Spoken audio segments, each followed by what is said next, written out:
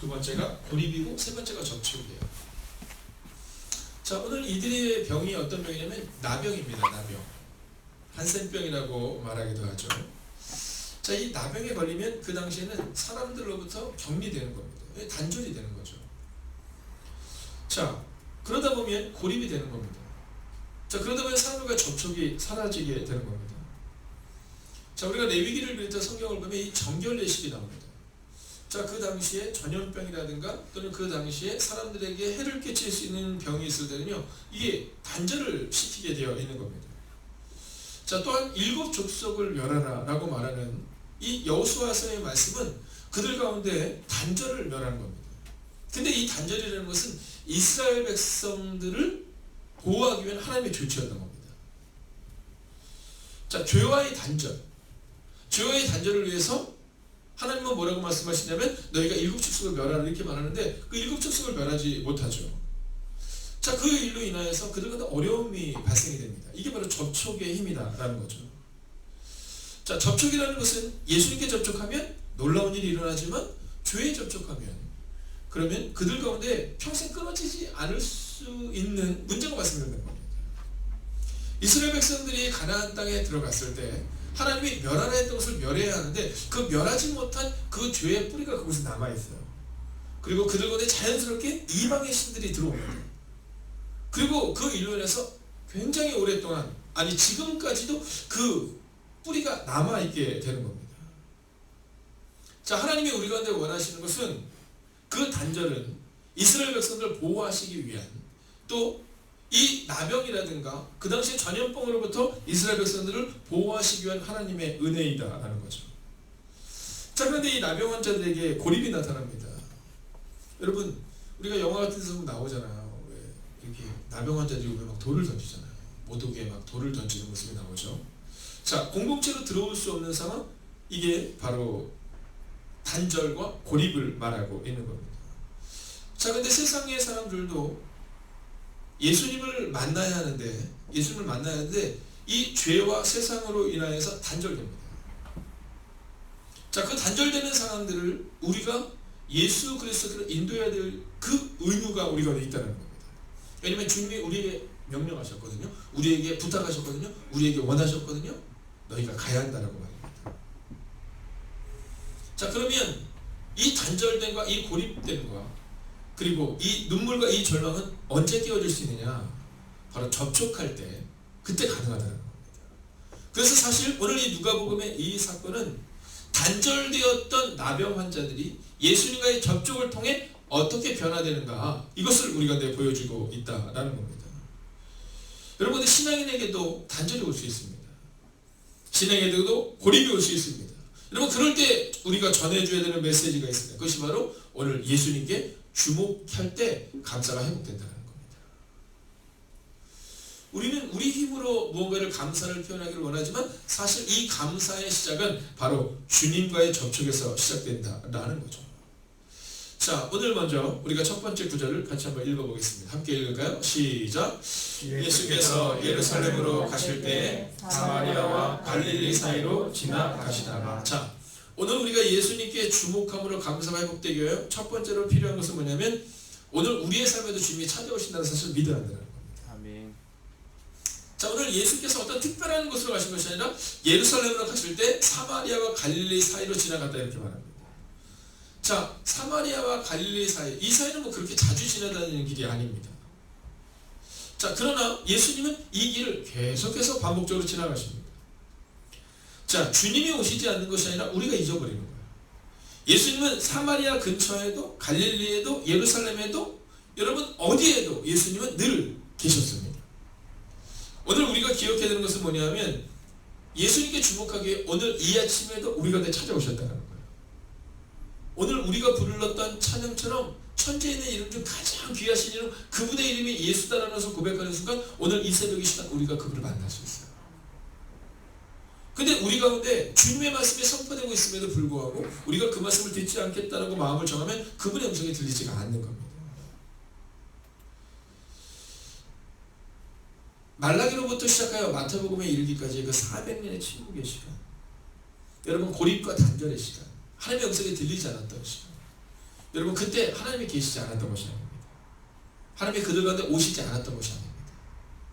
여러분 이스라엘 백성들이 애굽으로 내려가서 약 400여 년의 시간이 지나는 동안 여러분 그 고립의 시간, 단절의 시간, 하나님의 음성을 듣지 못했던 시간, 하나님이 계시지 않았던 것이 아닙니다. 하나님은 여전히 400년 동안 그 안에 계셨지만 그들이 듣지 않았던 거죠. 여러분 오늘 이 새벽의 시간 거저 왔다 거저 돌아가지 않기를 주의 이름으로 부탁드리겠습니다. 아멘. 오늘 흩어져서 말씀을 듣는 사랑하는 지체들에게도 주의 이름으로 축복합니다. 여러분 오늘 여러분의 삶의 자리에도 주님이 가셨습니다. 자, 두 번째는 만약 주님이 정말 우리의 자리로 오신다면 두 번째는 우리의 교회와 가정을 예수님이 들어오시는 역사 현장으로 만들어야 한다는 겁니다. 여러분 우리의 가정을 예수님이 계시는 역사 현장으로 만들어야 돼요. 우리의 교회를 예수님이 계시는 역사 현장으로 만들어야 됩니다. 우리의 학교를, 우리의 직장을, 우리가 있는 그곳을 예수님이 계시는 역사 현장으로 만들어야 돼요. 여러분 하나님이 계시지 않고 예수님이 계시지 않았던 것이 아니라 우리가 그분을 받아들이지 않았기 때문입니다. 우리가 우리의 성도들에게, 우리의 자녀들에게 예수님을 제대로 가르치지 않은 거예요. 여러분 내 감정을 가리킨 겁니다. 여러분 교회마다 가문이 있습니다. 교회마다 정말 믿음 안에서 세워지는 가문이 있는가 하면 믿음 안에서 세워지지 못하는 가문들이 있어요. 여러분 교회마다 마찬가지입니다. 어떤 교회는 믿음으로 계속해서 세워지는 교회가 있는가 하면 믿음으로 세워지지 못하는 교회가 있습니다. 이유는 단순히 명료합니다. 주님이 계시지 않은 것이 아니라 우리의 가정과 우리의 교회 가운데 예수를 모셔드리지 않은 거예요. 여러분 내 언어와 내 생각과 내 판단이 우리의 자녀들에게서 우리의 성도님들에게서 예수님을 보지 못하게 만든 거예요. 우리의 자녀들이 예수님을 보지 못하는 이유는 우리의 교회 가운데 예수님이 나타나지 않는 이유는 어쩌면 우리에게 있다는 거예요. 그래서 부모가 중요한 겁니다. 여러분 같은 상황 가운데서도 어떤 가정에는 주님이 전혀 보이지 않아요. 그러나 어떤 교회도 주님이 보이지 않는 교회는 없어요. 주님은 어떤 교회도 오세요. 그러면 어떻게 해야 되느냐? 우리의 가정과 우리의 삶을, 즉 우리의 교회 가운데 주님이 들어오시는 역사 현장으로 만들어야 한다라는 거예요. 12절 같이 한번 읽어볼까요? 함께 있습니다. 시작. 한 마을에 들어가시니 나병 환자 10명이 예수를 만나 멀리 서서. 여러분 여기서 우리가 주목해야 되는 것입니다. 과연 그곳에 이 나병 환자 10명밖에 없었을까? 여러분 모르긴 해도 수백 명의 나병 환자가 있었겠죠. 자, 나사로가 일어나고 안진뱅이가 일어나고 장님이 눈을 줄 때 과연 그 사람들만 있었을까? 아니요. 수없이 많은 병자들이 그곳에 있었겠죠. 지금은 병원이라도 많잖아요. 여러분 그 당시 얼마나 많은 병자들과 얼마나 많은 환우들이 있었겠습니까? 그런데 오늘 본문을 주목해서 보십시오. 여러분 한 마을에 들어가시니 나병 환자 10명. 저는 오늘 여러분들이 그 예수님을 인격적으로 만나는 그 10명이 되시기를 주의 이름으로 축원하겠습니다. 아멘. 여러분 거저 왔다 거저 들어가는 것이 아니라 주님이 우리의 가정과 우리의 교회로 또 내 삶 가운데로 들어오는 역사의 현장으로 일어나야 돼요. 성경에 보면 애굽에서 400년 동안 하나님의 음성이 들리지 않는 장면이 나오잖아요. 여러분 400년 동안 하나님의 음성이 들리지 않는 것처럼 보이거든요. 왜냐하면 출애굽기 3장에서야 비로소 하나님께서 이렇게 말씀하세요. 모세에게 이제 가라 이스라엘 자손의 부르짖음이 내게 달하고 이렇게 말해요. 약 400년 동안 음성이 들리지 않았다는 겁니다. 근데 출애굽기 1장을 보면 그때 모세가 하나님의 음성을 들을 때가 몇 세예요? 80세잖아요. 근데 지금부터 80년 전의 사건을 출애굽기 1장은 기록해요. 그때가 언제냐면 모세가 막 태어날 때입니다. 모세가 막 태어날 때 성경에 보면 산파들이 나와요. 애굽은 바르고 뭐라 하냐면 야 너희는 다 죽여라 이렇게 얘기합니다. 누구를요? 남자만 죽여라. 여자는 이 애굽에 있는 남자들의 부인이 되면 되니까 그래서 우리나라 이민족이 되는데 남자가 태어나면 다 죽여라 이렇게 얘기해요. 자 근데 그 산파들이 누구냐면 십브라와 부하라는 사람입니다. 근데 이 사람들이 어떻게 행동하냐면 하나님의 아이잖아요. 그 아이를 죽이지 않아요. 그랬더니 왕이 불러서 야 니들 다 죽이라는데 어떻게 된 거야? 그랬더니 이들이 뭐라고 하냐면 이스라엘 여성들은 건장하여서 그래서 우리가 가기 전에 이미 아이를 출산합니다. 그래서 우리가 남자애들 죽이지 못했습니다 이렇게 말해요. 근데 그때 성경을 자세히 보면 뭐라고 나오냐면 하나님이 그 산파들에게 은혜를 베푸셨다 이렇게 기록되어 있어요. 여러분 400년 동안 하나님의 음성이 들리지 않는 것 같았지만 십브라와 부하에게 하나님의 음성이 들려고 하나님의 은혜가 임했다라는 거예요. 여러분 하나님의 음성이 들리지 않는 그 이스라엘 백성들과 모든 가문들 가운데 하나님의 음성을 들었던 시브라와 부하의 내용이 출애굽 1장에 기록되어 있어요. 저는 오늘 여러분의 가문 가운데, 여러분의 가정 가운데, 우리의 교회 가운데 하나님의 음성이 들릴 수 있기를 바랍니다. 아멘. 이제 말씀을 마치려 합니다. 13절을 읽겠습니다. 함께 읽을까요? 시작. 소리를 높여 이르되 예수 선생님이여 우리를 불쌍히 여기소서 하거늘. 아멘. 자, 이제 감사가 회복되기 위한 마지막 세 번째 스텝은 예수님께 주목해야 한다는 겁니다. 예수님께 주목해야 한다. 자, 예수님께 주목한다라는 것은 무엇일까요? 자, 오늘 여러분의 마음 가운데 이런 고백이 있는 분이 있을 수 있어요. 목사님, 저는 아직 예수님께 기도하는 것이 뭔지 잘 모르겠어요. 이런 분이 있을 수 있어요.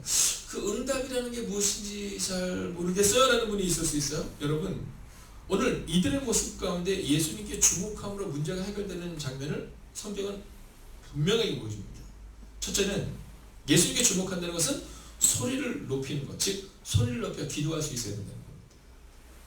여러분, 이들이 소리를 높여 이르되, 이 표현은 뭐냐면 생각해 보세요.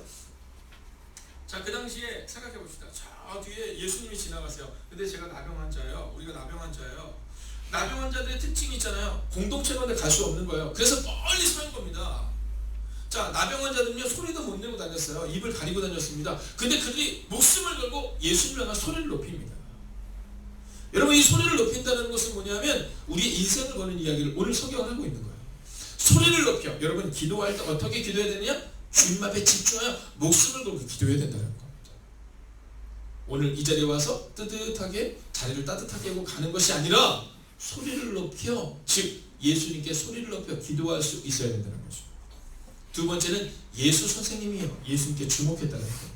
아직 이들은 예수님을 구주로 영접하지 못했지만 예수님께 주목하여 소리를 외칩니다. 예수님께 주목하셔야 됩니다. 오늘 이 새벽 기도할 때 소리를 높여, 즉 여러분의 간절한 기도를 가지고 주님 앞에 기도하십시오. 두 번째, 예수님께만 기도하십시오. 그리고 마지막 세 번째 모습이 있습니다. 그것은 뭐냐면 우리가 누구인가를 알아야 한다는 겁니다. 오늘 이렇게 얘기하죠. 우리를 불쌍히 여기소서. 우리를 불쌍히 여기소서. 여러분, 기도는 이런 겁니다. 기도는 하나님의 자비를 구하는 겁니다. 여러분, 목이 뻣뻣한 사람에게 결코 하나님의 은혜가 임할 수 없습니다. 성경을 보면 하나님이 싫어하시는 것 한 가지 있습니다. 그것은 뭐냐면 교만인데, 그것을 성경은 목이 뻣뻣하다 이렇게 표현합니다. 목이 뻣뻣하다. 여러분, 내가 하는 것이 아니라 하나님이 하셔야 하는데 우리의 내면 깊은 것은 내가 한다고 생각합니다. 내 기도, 내 열심이 변화를 일으킨다. 아니요. 오늘 보십시오. 이들의 믿음은 보잘것없었습니다. 왜냐하면 예수님을 구주로 고백한 것도 아니라 예수 선생님이야 이렇게 고백하거든요. 그러나 주님이 그들 가운데 임하시니, 주님이 그들을 바라보시니, 그들을 주목을 주님이 기억하시니 그들의 나병이 떠나가게 되었다라는 겁니다. 아멘. 여러분, 오늘 기도할 때 단절되어 기도하거나 고립되어 기도하지 마십시오. 내 감정에 취해서 기도하지 마십시오. 오직 예수님께 주목하십시오. 그리고 그렇게 예수님께 주목하여 기도할 때 여러분의 문제와 여러분의 상황 가운데 새로운 시작이 우리 가운데 반드시 임하게 될 것입니다. 아멘. 기도하겠습니다. 날마다 주님과 동행하게 하셔서 박영 목자님 1,000번 제물로 차원이 다른 삶을 사랑하게 하셔서 이해한 것은 1,000번 제물로 거룩한 부흥을 주옵소서 1,000번 제물로 드렸습니다. 하나님, 오늘을 살아냈던 이 나병 환자들, 절망과 실패와 고립 가운데서 갈 바를 몰랐던 이들에게 한 가지 소식이 들립니다. 그것은 주님이 지나가신다라는 소식이었습니다. 그리고 그들이 주님께 집중하여 기도할 때 소리를 높여 기도하고 나를 불쌍히 여겨달라고 간절히 기도할 때 오늘 주님의 능력이 그들 가운데 임합니다. 오늘 이 새벽 이 시간 기도합니다. 혹시 우리 가운데 고립된 것 같은, 단절된 것 같은 마음을 가지고 나온 영혼이 있다면 주님이 내 편임을 기억할 수 있는 오늘 이 새벽에 되게 하여 주시옵소서.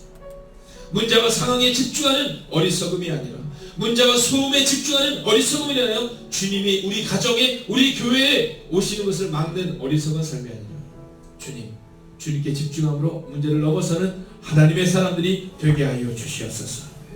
하나님, 주님과 동행함으로 차원이 다른 삶을 살아내기를 소원하는 기도의 제목이 이곳에 있습니다.